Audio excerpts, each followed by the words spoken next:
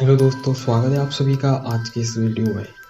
आज मैं आपको एक ऐसी कहानी बताने वाला हूँ जिसे सुनने के बाद आप सभी आश्चर्यचकित रह जाएंगे, यानी कि चौंक जाएंगे। तो इस कहानी को सुनने के बाद आप बहुत ही एक्साइटेड होने वाले हैं, इसलिए इस वीडियो को पूरा देखना। तो चलिए शुरू करते हैं आज की वीडियो को बिना किसी टाइम को वेस्ट करें। ये कहानी 3 दोस्तों की है जिनका नाम विक्रम, सुनील और जॉन होता है, जो मुंबई शहर में नौकरी करने के लिए आते हैं। तीनों बचपन के दोस्त कुछ कर दिखाने का सपना लिए इस भीड़ भाड़ वाली जगहों में अपने मुकाम पाने के लिए दर दर भटकते हैं। उन्हें कोई भी रास्ता नजर नहीं आता। अपने छोटे से गांव में रहकर कॉलेज की पढ़ाई करने वाले सुनील और विक्रम ने कभी सोचा भी नहीं था कि सफलता पाने के लिए इतना दर्द झेलना पड़ता है।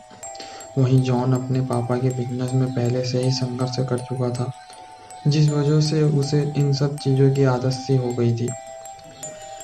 जॉन अच्छे से जानता था कि सफलता इतनी आसानी से नहीं मिलेगी, क्योंकि उसने अपने पापा को दिन रात मेहनत करते हुए देखा था।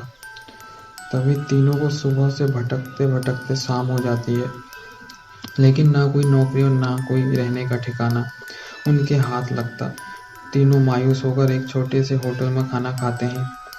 दरअसल उनके पास कोई खास पैसे भी नहीं होते, वो तो सिर्फ अपनी 1-2 दिन की व्यवस्था बनाकर निकले थे। उन्हें लगा था कि आते ही उनके साथ कोई चमत्कार होगा और उनको नौकरी मिल जाएगी। तीनों एक बिल्डिंग के पास पहुंच जाते हैं। कुछ देर बाद सभी बिल्डिंग के गेट के पास बैठ जाते हैं। 1-2 घंटे बैठे हुए गुजर जाते हैं। तभी बिल्डिंग के चौकीदार की नज़र उन पर पड़ती है और वह जोर आवाज़ देते हुए उन्हें डांटते हुए कहता है, कौन हो तुम? यहाँ क्यों बैठे हो? तीनों अजनबी शहर में किसी को पहचानते नहीं और ना ही उनका कोई ठिकाना है।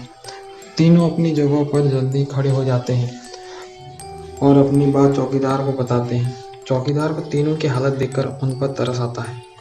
उसे एहसास होता है कि कुछ सालों पहले ऐसे ही वह काम मांगने आया था, तब किसी ने उसे सहारा दिया था और आज कम से कम वह इतने बड़े शहर में छोटे से काम के साथ जीवन यापन कर पा रहा है। जॉन उन तीनों में थोड़ा समझदार होता है। वह चौकीदार से कहीं रहने का जुगाड़ की बात कहता है, क्योंकि उसे पता है कि अभी उनकी हालत किराए देने की नहीं है, तो उन्हें कोई किराए से कमरा क्यों देगा। तभी चौकीदार अपने एक दोस्त से फ़ोन पर बात करता है, जो वहाँ से कुछ ही दूर बंगला नंबर 17 में साफ सफाई का काम करता है।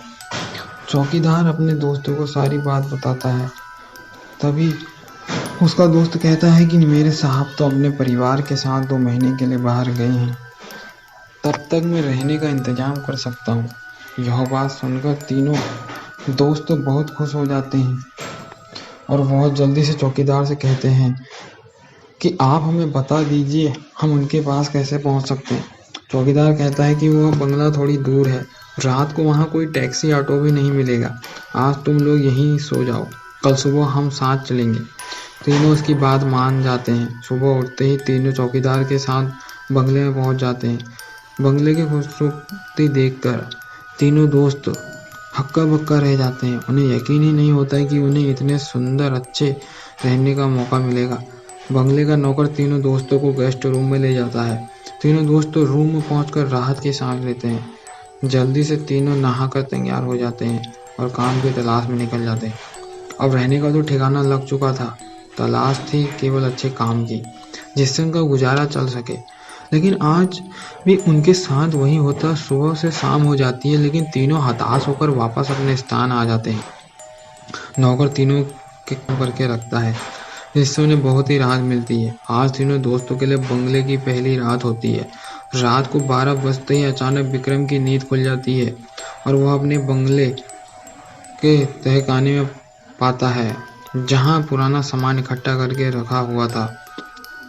उसे समझ में नहीं आता है कि वहाँ कैसे पहुँचा। तभी वह घबराहट में अपने दोस्तों को आवाज़ लगाता है, लेकिन किसी को कुछ सुनाई नहीं देता। तब इसके कानों में सब कुछ सुनाई देना बंद हो जाता और सिर्फ एक औरत के रोने की आवाज़ जाती है। विक्रम चिल्लाकर पूछता है, कौन हो तुम? क्यों रो रही हो? अगले ही पल विक्रम अपने बिस्तर में होता है। वह डर के कारण पसीने से लथपथ हो जाता है। वह अपने दोस्तों को जगाता है। सुनील और जॉन दोनों उसकी बात का मजाक उड़ाते हैं और कहते हैं, तुमने कोई सपना देखा होगा इस बंगले में तो हमारे अलावा कोई भी नहीं है। और विक्रम भी अपने दोस्तों की बात का यकीन करके इस घटना को बुरा सपना समझकर नजरअंदाज कर सो जाता है। सुबह उठते ही तीनों दोस्त फिर से तैयार होकर काम ढूंढने निकल पड़ते हैं। लेकिन जैसे ही वह बंगले के गेट से बाहर निकलते हैं, अचानक कोई औरत आकर विक्रम को चिट्ठी देती है, जिसमें लिखा होता है, तुम इस पत्ते पर जाओ तो काम मिल जाएगा। और औरत अचानक भागते हुए उनकी नजरों से ओझल हो जाती है। तीनों दोस्तों की सोच में पड़ जाते हैं कि हमें काम की जरूरत है, यह इस औरत को कैसे पता। लेकिन तीनों को काम की बहुत जरूरत होती है। उन्हें लगता है कि भगवान ने उनकी मदद करने के लिए किसी को भेजा होगा। और तीनों उसी दिशा में आगे निकल जाते हैं जहाँ का पता उस कागज में लिखा होता है। यहाँ पहुँचते ही उन्हें एक बहुत ही बड़ी बिल्डिंग दिखाई देती है। दरअसल यह बहुत बड़ी कंपनी होती है। और तीनों कंपनी के गेट पर पहुंच जाते हैं और वहां के सिक्योरिटी गार्ड को चिट्ठी दिखाते हैं। सिक्योरिटी गार्ड चिट्ठी नियुक्त विभाग के पास भेज देता है। और जैसे ही प्रबंधक को वह चिट्ठी मिलती है तो उसमें उसके मालिक का हस्ताक्षर होता है। वह उन तीनों से पूछता है कि आप हमारे मालिक को कैसे जानते हैं। तभी विक्रम जवाब देते हुए कहता है कि मैं तुम्हारे बॉस का दोस्त हूँ। अब प्रबंधक के पास इनको काम न देने के अलावा कोई विकल्प नहीं होता। इस कंपनी के मालिक का हस्ताक्षर जो उस चिट्ठी पर मौजूद था। कंपनी के मालिक 7 दिनों की ट्रिप पर विदेश कंपनियों के दौरे में थे और उस बीच उनसे कोई संपर्क नहीं था। इसलिए प्रबंधक ने उन तीनों को काम पर रख लिया और अपने साथ उन्हें काम की जगह दिखाने ले गया। लेकिन विक्रम अचानक ही दूसरे रास्ते की तरफ मुड़ जाता है और वह सीधे बॉस के चैम्बर के सामने पहुंचता है और दरवाजे के ताले को पासवर्ड से खोल देता है। कंपनी का प्रबंधक यह देखकर आश्चर्यचकित रह जाता है कि उसे यकीन ही नहीं होता है कि जो पासवर्ड केवल कंपनी के मालिक को पता है, वह इसे पता कैसे चला। अब प्रबंधक उसे कोई खास आदमी समझने लगता है। उससे पूरा यकीन हो जाता है कि हो ना हो कोई यह व्यक्ति बॉस ने ही भेजा है और वह उसे बिना रुके हुए अंदर जाने की इजाजत दे देता है। जॉन और सुनील यह सब देखकर समझ नहीं पाते कि विक्रम को यह सब पता कैसे चला। तभी अचानक विक्रम सभी को बॉस के चैम्बर से बाहर जाने को कहता है और चैम्बर का दरवाजा बंद कर देता है। कुछ घंटों बाद प्रबंधक को बॉस का फोन आता है और बॉस प्रबंधक से पूछता है कि मेरे कंप्यूटर को किसी ने इस्तेमाल किया था। तभी प्रबंधक सारी बात बता देता है। बॉस गुस्से में मैनेजर को बोलता है, जल्दी से जाओ और उसे रोको, नहीं तो मैं बर्बाद हो जाऊंगा। और जैसे ही प्रबंधक चैम्बर का दरवाजा खोलता है तो वह देखता है कि विक्रम बेहोश पड़ा है। प्रबंधक अपने सुरक्षा कर्मियों से उसे उठाने को कहता है और कुर्सी पर वापस बैठता है। तभी विक्रम को होश आता है कि प्रबंधक गुस्से में विक्रम को बोलता है, तुमने क्या किया? मेरे बॉस बहुत नाराज हैं।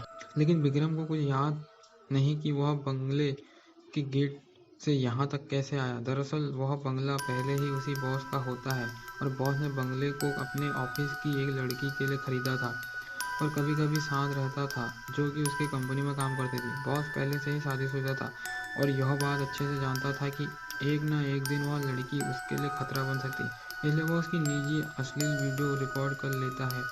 और जब एक दिन लड़की को यह पता चलती है तो दोनों में खींचातानी करते हुए लड़की के सर में चोट लग जाती है और वह दम तोड़ देती है। बॉस बंगले के गार्डन में ही लड़की को दफना देता है और लड़की की मौत के साथ ही उसका राज दफन हो जाता है।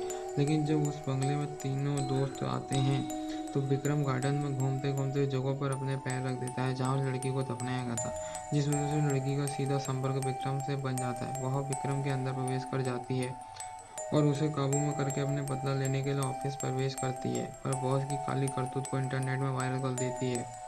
बॉस को विदेश से ही गिरफ्तार कर लिया जाता है। उसका काला चिट्ठा सबके सामने खुल जाता है और वह बेनकाब हो जाता है। उस लड़की ने मरने के बाद भी अपना बदला ले लिया था। अब शायद उसकी आत्मा को शांति मिल जाएगी। तीनों दोस्त उस बंगले को पूरा सपना समझकर भूल जाते हैं और उस दर्दनाक भूतिया कहानी का अंत हो जाता है। तो दोस्तों, उम्मीद करता हूँ कि आप सभी को ये वीडियो कहानी पसंद आई होगी। इसलिए वीडियो को लाइक, चैनल पर नहीं हो तो सब्सक्राइब कर देना और कमेंट में अपनी राय जरूर बताना। फिर मिलेंगे बहुत जल्द अगली वीडियो के साथ। तब तक के लिए गुड बाय।